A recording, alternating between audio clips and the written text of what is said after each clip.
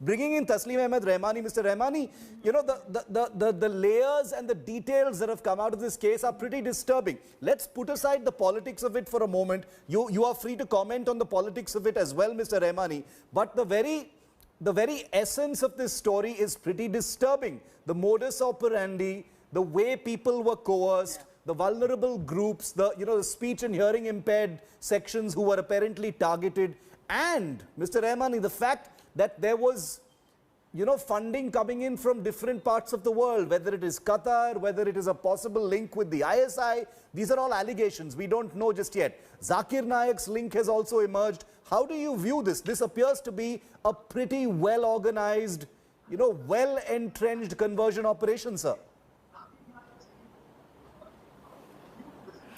You have raised many questions at once, Shashi Arur.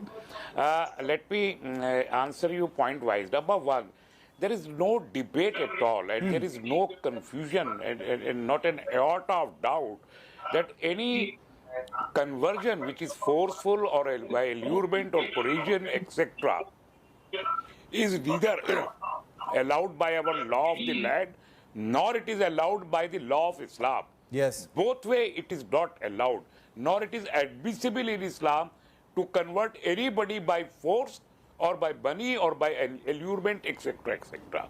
So this is out of question, and we cannot debate. We need not to debate this aspect at all. If somebody does such an act, it is a crime and it must be tried in the court and punished the stringent possible, whatever the punishment is. Yeah. But number two, the conversion is a lawful act in the country under Article 25. And the same way, when conversion and preaching, practicing preaching and converting, both are the lawful act in our law of the land under Article 25. If somebody is preaching his religion or his ideology and you call it a brainwashing, then who will differentiate whether it is a case here, is it? Or it is a brainwash? That this is the case. There is an allegation that they have brainwashed the mute people.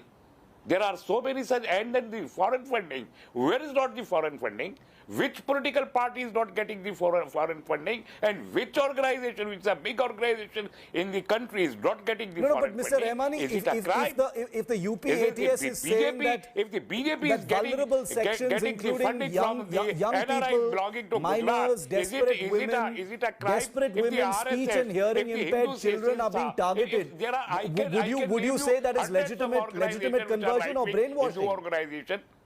That's not evangelism, that is radicalization, that is forced conversion, isn't it? There's no debate on that. There is a lot of difference between the brainwashing and preaching. But this was not preaching, sir. How can you say that there must not be any debate? There is no space for debate on this, on whether this is preaching. I was pondering about the second point, actually. Yeah. I was pondering about the second point you raised about the foreign funding. Right. And the foreign funding is not an unlawful act in the country as well. But from people like Zakir Naik, most of the political party, particularly the BJP and the RSS and the Hindu Sansthan